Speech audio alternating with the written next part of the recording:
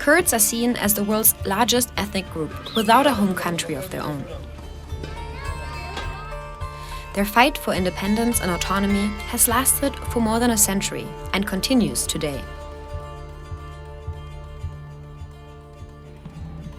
So who exactly are the Kurds, and how does their pursuit of autonomy play into the conflicts of the Middle East?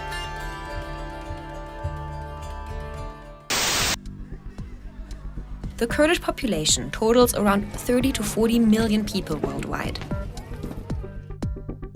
They're of Indo-European descent and are one of the indigenous peoples of the Mesopotamian plains and highlands. The majority of Kurds, almost half to be exact, live in Turkey, followed by Iran, Iraq, Syria, and Germany. They share cultural ties and language dialects. The majority are Sunni Muslims, but some also adhere to other faiths. In the early 20th century, many Kurds started making calls for the creation of a homeland, which is often dubbed Kurdistan. After World War I, Western states had originally promised the Kurds their own country, but it never materialized. When the Ottoman Empire was defeated and the modern borders of Turkey were set in 1923, there was no provision for an independent Kurdish state. Since then, Kurds have had an unprotected minority status in the countries they live in, and their attempts to set up an independent state have repeatedly been quashed. Let's look more closely at 3 examples.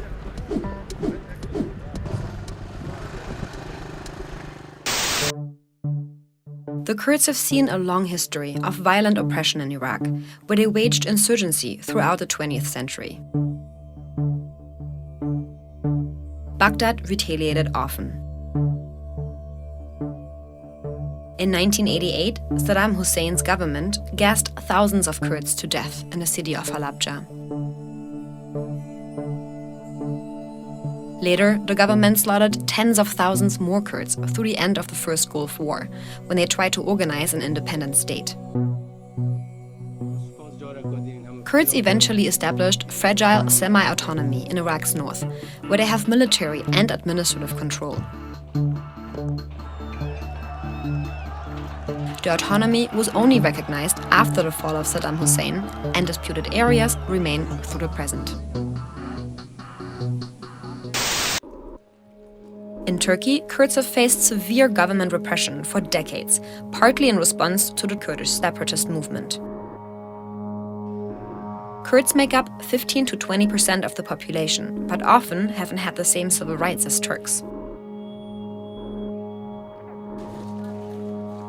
Kurds have faced forced resettlement, as well as denial of their identity and customs. Until 1991, Turkey referred to Kurds as Mountain Turks, and words like Kurds, Kurdistan, or Kurdish were officially banned by the government. Many people who spoke, published, or sang in Kurdish were arrested and imprisoned. Turkey justified a tough stance against Kurdish identity as necessary due to armed uprisings from Kurds seeking independence. The Kurdistan Workers' Party, or PKK, fought for Kurdish autonomy and an independent state within Turkey for several decades. Turkey considers it a terrorist group and blames it for the deaths of thousands of civilians and soldiers.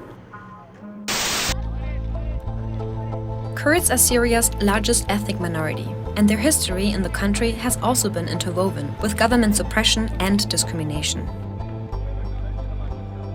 They have been denied basic rights like citizenship and owning land. Here too, Kurds have long sought autonomy.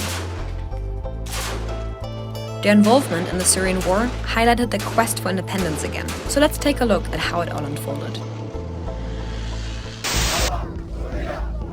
After peaceful Arab Spring protests in Syria in 2011 turned into a civil war, the country's Kurdish groups started getting involved as well. Eventually, the conflict in Syria was divided between four sides: President Assad's regime forces, anti-government rebels, ISIS, and the Kurds. The sides drew foreign backing, turning the conflict into a proxy war for international powers. Kurdish fighters were trained and supported by the US, who wanted to stop the spread of ISIS jihadists in the region. And indeed, Kurds were crucial in driving ISIS out of northeastern Syria, while the local Kurdish militia started governing the land it captured. Eventually, this meant Kurdish militia were controlling about a quarter of the Syrian landmass, including most of the border region with Turkey. Similarly to Kurds in Iraq, Syrian Kurds established their own government and had military and administrative control. It brought independence within grasp for the Syrian minority. That changed rapidly in October, when Washington said it was withdrawing the Kurds' allies, US troops, from Syria. It paved the way for Turkey to launch an assault against Kurdish forces in northern Syria. The Kurds determined the best hope for surviving Turkey's assault was to let President Assad's troops back into the region, effectively forfeiting their semi-autonomy. Turkey has long feared Kurdish autonomy in Syria could fuel the separatist movement in Turkey, where the majority of Kurds live. Many see Turkey's move as a way to stifle Kurdish calls for independence. As things stand, the Kurds remain without a country of their own, often living in a legal gray zone or deprived of fundamental rights.